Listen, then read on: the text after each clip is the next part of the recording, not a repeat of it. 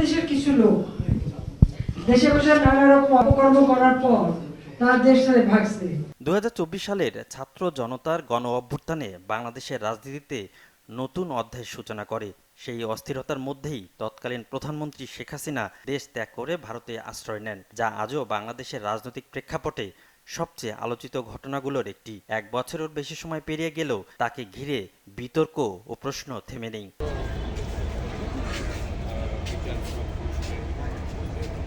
গণ অভ্যুত্থানের পর হত্যাকাণ্ড, নির্যাতন এবং মানবাধিকার লঙ্ঘনের অভিযোগ নিয়ে অনেকগুলো মামলা আন্তর্জাতিক অঙ্গনে আলোচনায় ছিল।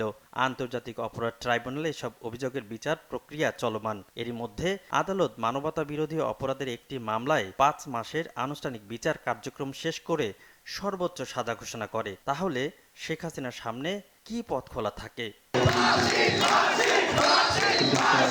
আইন বিশেষজ্ঞরা বলছেন, এ ধরনের পরিস্থিতিতে কোনো অভিযুক্ত নেতা সাধারণত 3টি পথ বিবেচনা করেন। প্রথমত, আশ্রয়দাতা দেশের আইনি সুরক্ষা। আন্তর্জাতিক আইনে রাজনৈতিক আশ্রয়প্রাপ্ত ব্যক্তিকে প্রত্যর্পণ না করার নীতি, নন রিফাউলমেন্ট, অনেক ক্ষেত্রে কার্যকর থাকে। ফলে ভারত চাইলে মানবাধিকার ও নিরাপত্তার কারণ দেখিয়ে তাকে দেশে ফেরত পাঠানো থেকে বিরত থাকতে পারে। দ্বিতীয়ত, আন্তর্জাতিক আইনি লড়াই।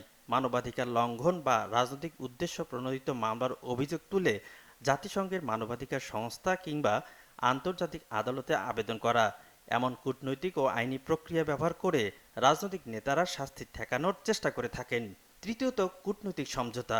ইতিহাস বলছে, নির্বাচনে থাকা অনেক নেতাই রাজনৈতিক দর কষাকষি, তৃতীয় দেশের মধ্যস্থতা অথবা মানবিক কারণ দেখিয়ে দেশে ফিরে বিচার এড়ানো বা সাজা স্থগিত করার সুযোগ সৃষ্টি করেছেন। শেখ হাসিনার ক্ষেত্রেও তেমন সম্ভাবনা উড়িয়ে দিচ্ছেন না বিশ্লেষকরা।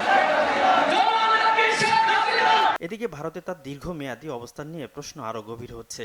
রাজনৈতিক নিরাপত্তা, আন্তর্জাতিক অবস্থান নাকি নতুন কূটনৈতিক সমীকরণ, সবই এখন পর্যবেক্ষকদের আলোচনার কেন্দ্রে। সব মিলিয়ে সাজা ঘোষণার ফলে শেখ হাসিনার পরবর্তী পদক্ষেপ কী হবে তা নির্ভর করছে ভারতের নীতি, আন্তর্জাতিক কূটনৈতিক পরিবেশ এবং বিচার প্রক্রিয়ার গতি প্রকৃতির উপর। বাংলাদেশের রাজনীতিতে এই অধ্যায় আরও কি জটিলতা তৈরি করবে, তার উত্তর মিলবে আগামীর ঘটনা প্রবাহে।